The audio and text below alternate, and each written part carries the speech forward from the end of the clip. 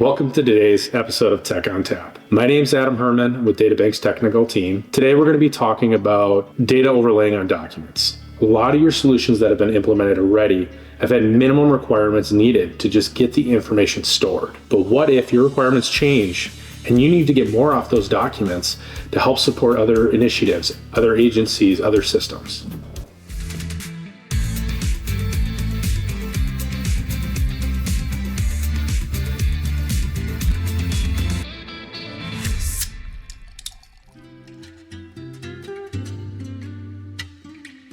I'm really excited to introduce this week's guest. Kelly has been working with me for over 10 years. We're both out of Minnesota, so I'm pretty excited to hear from her today. Hi everybody, my name is Kelly Beamish. I'm out of the Minneapolis area. I've been working with DataBank for a little over 12 years now. I am on the account management team, and what that really means is I help our clients kind of roadmap and strategize what are the solutions that they're trying to solve. Well, today we've got a beer from Surly Brewing that Kelly brought with her, another Minnesota beer where Kelly's from, as well as myself. Today we're going to be trying the Prodigal Sunrise, which is a sour ale with passion fruit mango. It looks like a pretty good beer here. Let's give it a try. You can open. We're going to go with this one. We're going to share this beer today. Little technical help there would be great. Here we go. All right. So Kelly, each week we rate a beer on a scale from 1 to 5. Okay. We take a sip, we talk about it a little bit, what we think, what we like, what we don't like, and then we move into our tech talk. So, All right. Cheers.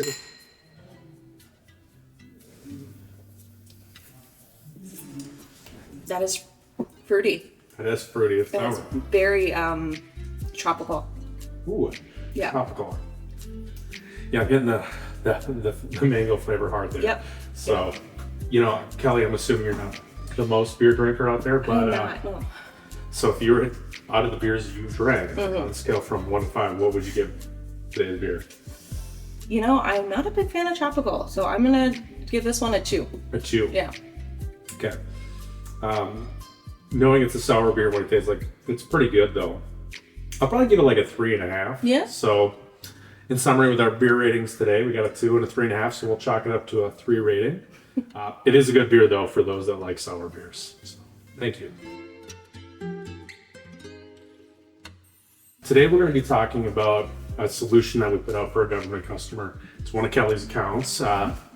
They had some crash reports they were looking to get some information off of. There were some tight timelines, and it wasn't easy. So I really want to ask Kelly a bunch of questions. I want to focus in with you on, how the process went, how it felt, Sure. where we got there. So A lot of feelings. a lot of feelings. So Kelly, maybe give us a highlight of the issue that we were trying to solve for this customer. Yeah, what it ultimately started with was I have all of these records living in my OnBase system, and I need to get data off of it. And by the way, I need it done in 4 days. It was 4 days at the time. And I had kind of chuckled and I had said, you can't sign a contract in 4 days. So what really is realistic here?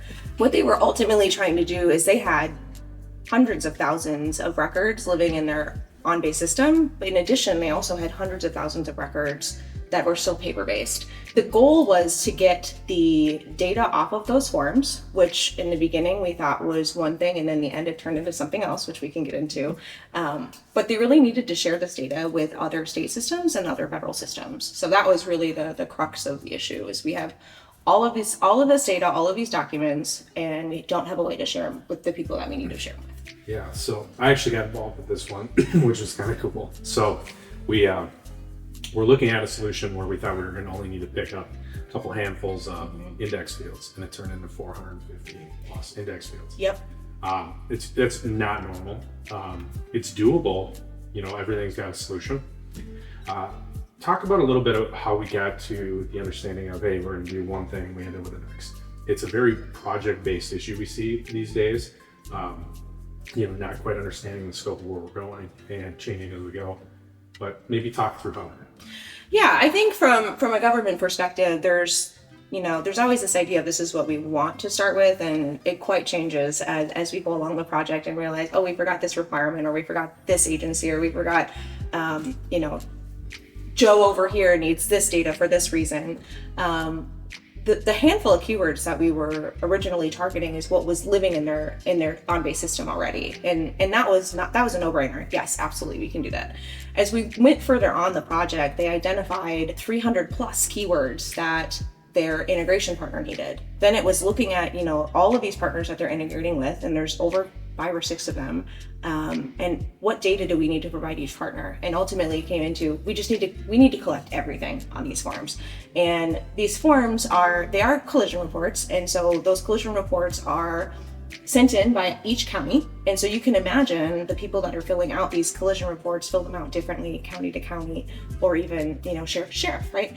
We're kind of left with this mess of close to 1 million pages of I need everything on these 1 million pages, and where do we go from here? So that's how it really stemmed from 12 keywords to 300 plus. Yeah. So what I remember from this one, and it's pretty refresh. We went in thinking we need one criteria set for one ECM solution, but we found out we had to go to another system, right? So now we're starting to integrate. Yeah. There was a lot going on there. Those fields that needed to be populated too, they weren't just grabbing them, there was logic behind them. So if there's one set of data or drivers, it could lead to additional. So it kept expanding, which happens in a lot of projects, especially when you don't understand what you're doing. A lot of times we have the time to get in there with the solution architect. We get in there for the discovery. Here we really had to go with what we knew, and we had to manage as we went.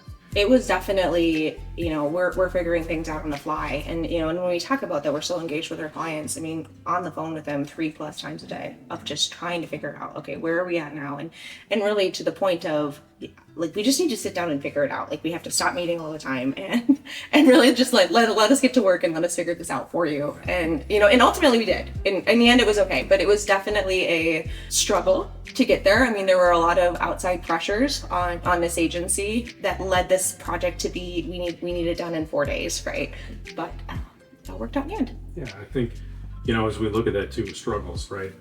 The reason we have projects are because they're not easy. If they're easy, we just do them. So when you look at project management, what you're doing, you're solving an issue that someone else can solve. So you work together on that. When we came through, the technology that we used was intelligent document processing, which was leveraging AI and machine learning. The sample sets or the data that we were looking at, how long do you think it was taking them to process an individual document manually?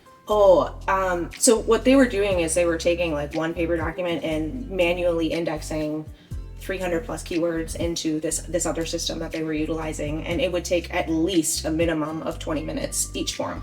And that's assuming a small subset, let's say one car collision crash versus, you could have 20 plus collisions. So very, very time intensive. So what you're saying is if best case scenario, a human could do 3 reports if there was only single car incidents. How many reports do you think that we did? Do you remember?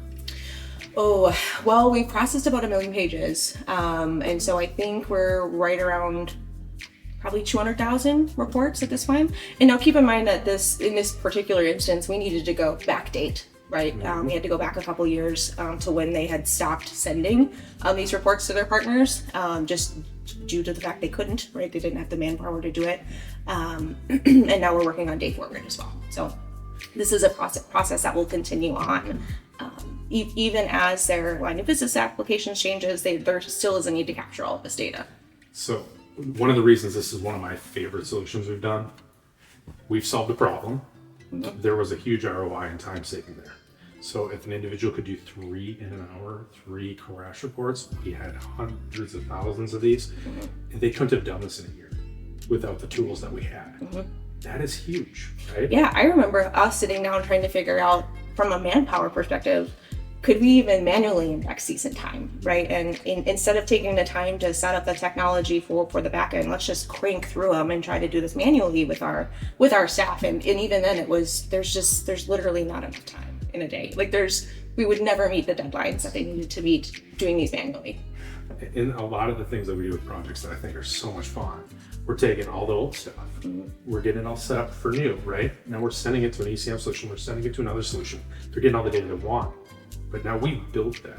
And every day we've worked on that solution, we fine-tuned it to be better. So there's less human intervention that has to be done in the QA side. So day forward, they're still going to be sending crash reports through it. We've just automated their system for the future. And not only that, we didn't just capture the images, we didn't just capture some metadata or index values, we've captured it all. Yeah. This was a really big project, and I think it was really exciting for the agencies that we worked with too, right? Oh yeah, absolutely. I mean, and from what we're sitting at now, they've been utilizing this solution for a couple months, and we're at a 95% success rate where they don't have to validate anything on those, 300 plus keywords, which honestly, from my perspective, I was like, this is never going to happen, right? I had a lot of doubts going into this project that there was going to be that high of a success rate. And so, and we know as it continues to learn, that number is only going to increase, but huge time savings for them.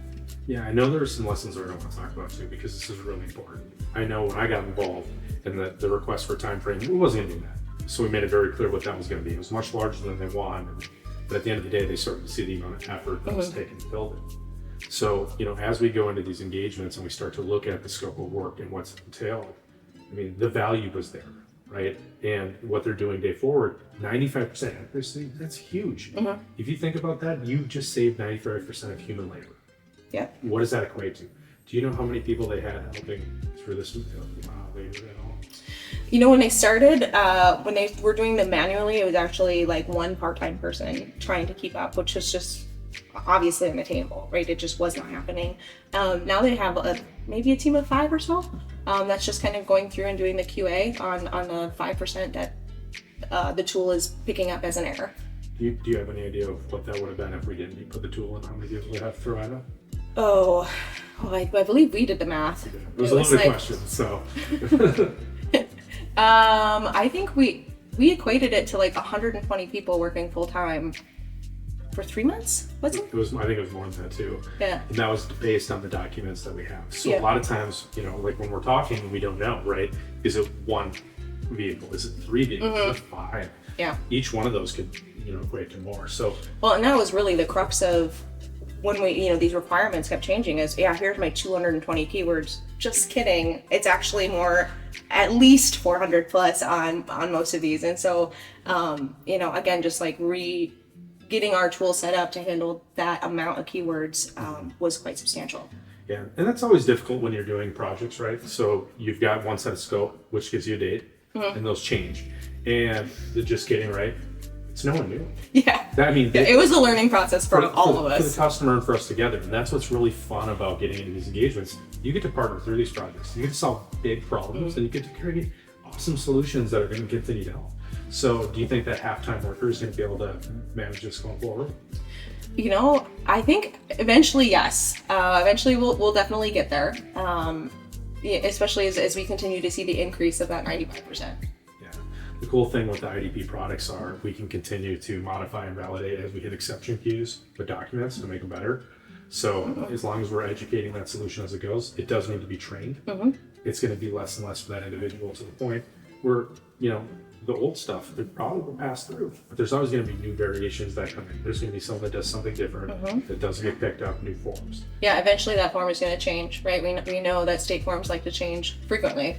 And reworking that process. But, the partnership that we've had with this specific agency we've really been through it with them, right? And so I think we can make it through it. If we could make it through this project, we could make it through anything. Well, the good thing is this was a great learning experience to show you the expansion of what we can do, right?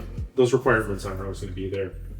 IDP has a lot of functionality that we can use and leverage. And I think this is a really good use case to show that. I'm a big fan of projects that are hard, right? Because that tells you why it was a project, and that's exciting. How do you think the customer feels now that we're through the project? Well, they love it. Yes, they can't imagine not having the solution that we put in place.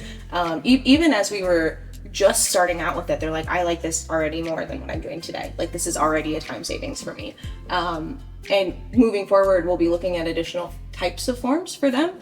And of course, then expanding their ECM solution as well. I love that. Would you say this was more educational than anything in this project? Yes.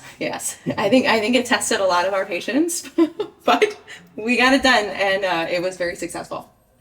All right. Well, I just want to make sure we remember one thing here. Whenever there's a problem, there's a solution. Right? You just gotta have the right teams to work on it together. And honestly, Kelly, this was one of the more fun things I got to deal with. So I love it. So thank you. Yes, thank you. Summarizing today's episode of Tech on Tap, we got to review a beer from Surly, Minnesota that Kelly brought, where she's from.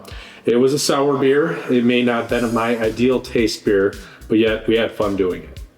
Our tech talk today with Kelly really went through a solution that talked about information that was on a document that they never captured. They brought it into the system with minimum requirements they needed to expand. We came up with solutions using IDP, Intelligent Document Processing, to gather that information and help them get to their end solution quickly. Thank you for joining our episode today.